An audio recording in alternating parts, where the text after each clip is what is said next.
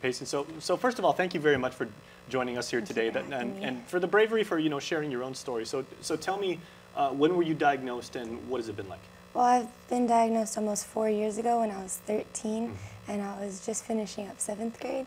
And it came on as a surprise, like no one really knew what was happening until I went to my uncle and we were trying to figure out what exactly was going on. And we just thought it was sports and maybe it was just the flu was going on. And we also found out when I was diagnosed that 3 more girls were also diagnosed around either my age or younger than me. And it's more rare because usually it only happens in adults. Yes, usually it's more in an older age, and that you would see it happening more like 18 and between 18 and 40. And forgive my ignorance, but is this primarily a disease, an autoimmune disease that affects females? Yes, it is. The people that are highest risk are females and people of color. So anybody who's Native Chamorro, Hispanic, African American is going to be a higher risk than someone that has European descent.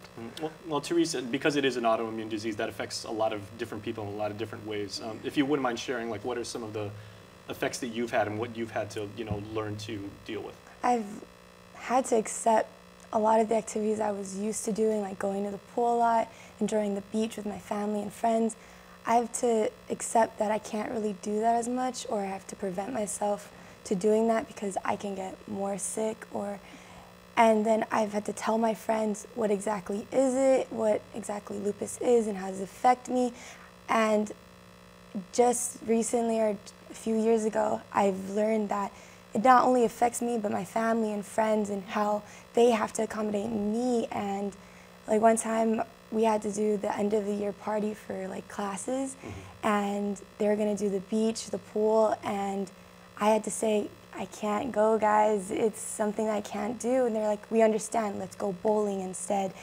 And in that moment I realized how lucky I am to have my friends with me. That is wonderful. And to support me in all of this, and it just made me appreciate everything they do. And the thing about that is because those specific activities you were talking about, that involves being exposed to the sun, and that is one of the things that can trigger a flare-up. Yes, and especially, I'm not too sure what the name is, but the sun rays basically gives me this, it absorbs my energy and it causes me to be very fatigued, and it just causes me to be tired, and then I can't enjoy all the things that I want to do even more because then I just have to stay inside and just build up all my energy again. Well, you've got some pretty amazing friends, and I can see why, because you're a very nice person, obviously very caring. So the fact that they support you as well as they do, you're a very lucky person to have such good friends. Okay, so Dean, what are some of the activities that are planned throughout the month, again, to increase awareness and to let people know how they can help and hopefully bring forth more friends like Teresa? Yeah, well, we're very excited because for the month of May, we're going to start with a kickoff on May 10th over in the Plaza in Agana and Plaza de España, and there we're going to do a resolution at night at 4:30, and there'll be a wave and light refreshments, so we encourage everybody to come down next Thursday, May 10th. Also, St. Jude's Church is going to be having a healing mass every night, every Monday night, starting May 7th through the end of the month. And on the 14th, that'll be a special night for lupus patients. So we really encourage anybody on the 14th to please come out, but we will be covered in the prayers for the month of May. And a really exciting one that all of the audience can participate in is the Put on Purple Day. So that's actually a international day. It doesn't only happen in Guam, but it happens all over, and that day is May 18th. And we encourage everyone to wear purple, businesses to go purple that day. We've actually got a couple businesses that have already gone purple for the month. You may notice that Triple J and Bank of Guam are purple in honor of lupus awareness.